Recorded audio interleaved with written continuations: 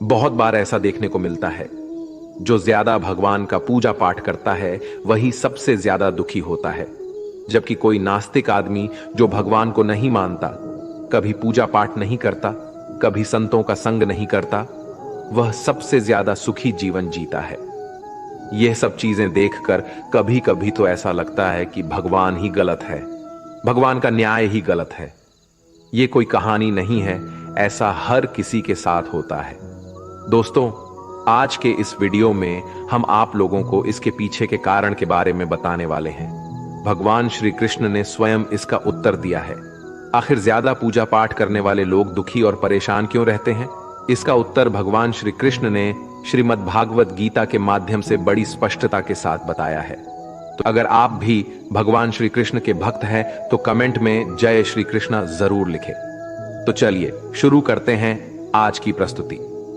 दोस्तों, बात द्वापर युग की है, जब भगवान श्री कृष्ण और अर्जुन के बीच संवाद हो रहा था। तब अर्जुन ने भगवान श्री कृष्ण से पूछा कि माधव, जो लोग ज्यादा पूजा पाठ करते हैं वह ज्यादातर दुख और परेशान रहते हैं, इसके पीछे क्या कारण है? जबकि जो लोग भगवान का नाम भी नहीं लेते, भगवान का स्मरण बिल्कुल भी नहीं करते और हमेशा गलत कार्य में लिप्त रहते हैं, उन लोगों को मैं सुखी देखता हूं। इसके पीछे का रहस्य मुझे समझाने का प्रयास करें। तब भगवान श्री कृष्ण ने एक छोटी सी कहानी के माध्यम से अर्जुन को इसका उत्तर दिया। आइए जानते हैं उस छोटी सी कहानी के बारे में। एक गुरु के दो शिष्य थे, दोनों ही पढ़े लिखे विद्वान थे। दोनों में फर्क सिर्फ इतना था कि एक भगवान को मानने वाला था और दूसरा भगवान को ना मानने वाला नास्तिक था। एक ऐसा था जहां पर भगवान की कथा होती थी, जहां सत्संग होता था, जहां भजन होता, वहां दौड़ के चला जाता और भगवान की पूजा पाठ करने लगता। दूसरा शिष्य इन सब चीजों से दूर था। वह शराब पान भी करता था, वेश्याओं के साथ नमन करता था। सारी बुरी आदतें दूसरे शिष्य में थी। एक दिन क्या हुआ, एक शिष्य शराब पीकर अनाब शनाब बोलते हुए रास्ते में पैदल चलते हुए अपने घर को जा रहा था। अचानक उसको रास्ते में पैसों से भरा एक बैग मिल जाता है। उसकी खुशी का ठिकाना नहीं रहता।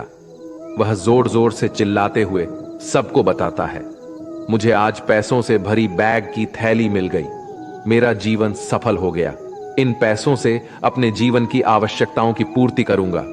वही दूसरा मित्र मंदिर से भजन करते हुए अपने घर को जा रहा था।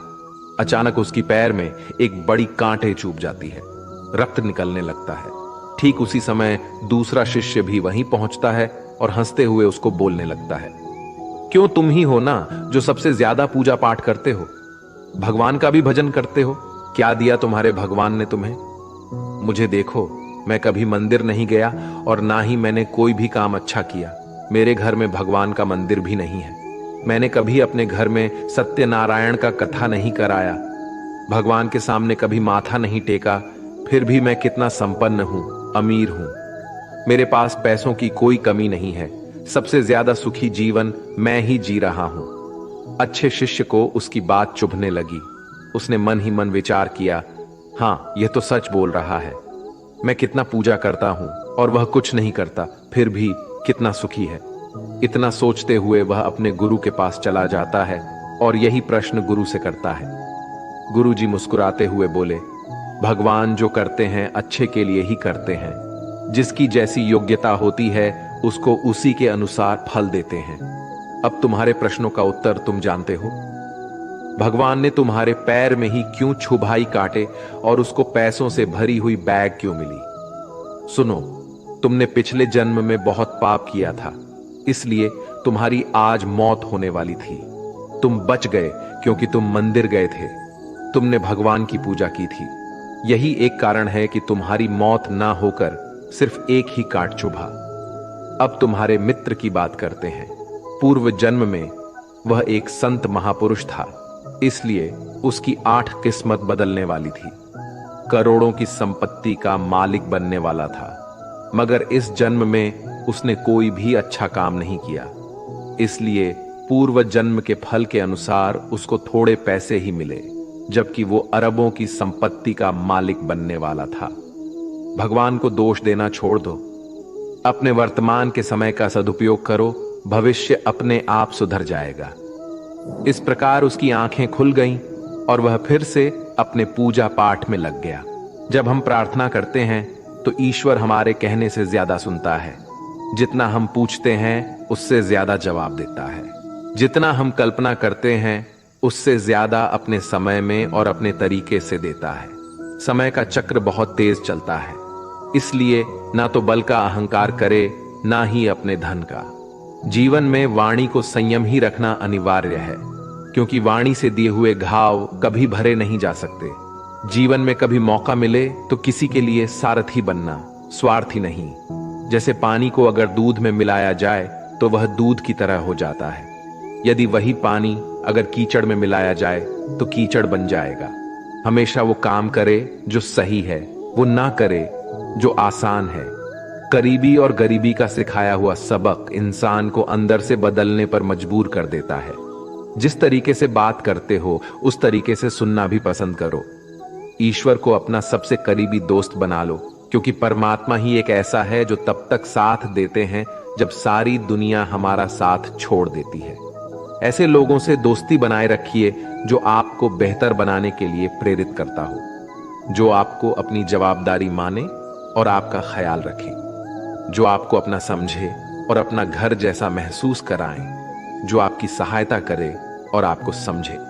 अमीरी गरीबी से इसका कोई लेना देना नहीं। रोने वाले महलों में भी रोते हैं और किस्मत में खुशी तो झोपड़ी में भी हंसी गूंजती है। विश्वास में वो शक्ति है जिससे उजड़ी हुई दुनिया में प्रकाश लाया जा सकता है। विश्वास पत्थर को भगवान बना सकता है और विश्वास भगवान के बनाए इंसान को पत्थर दिल बना सकता है। किसी की यादों में घुट घुट कर मरने से अच्छा है कि आप अपनी ताकत को अपने लक्ष्य पर लगाओ और इतने सफल बन जाओ कि एक दिन आपको छोड़ने वाला पछताने लगे। कामयाब व्यक्ति की चमक लोगों को दिखाई देती है। उसने कितने अंधेरे देखे हैं ये कोई नहीं जानता। यदि सपने सच नहीं हो रहे हो तो रास्ते बदल लो, सिद्धांत नहीं। तो दोस्तों, आज के लिए बस इतना ही। उम्मीद करते हैं हमारे द्वारा दी गई जानकारी आपको पसंद आई होगी। तो मित्रों, अगर यह वीडियो आपको पसंद आई हो तो लाइक और शेयर जरूर कीजिएगा। अगर आपने हमारे चैनल को सब्सक्राइब नहीं किया है तो जरूर करिए। और हां, वीडियो को अंत तक देखने के लिए आपका बहुत बहुत धन्यवाद।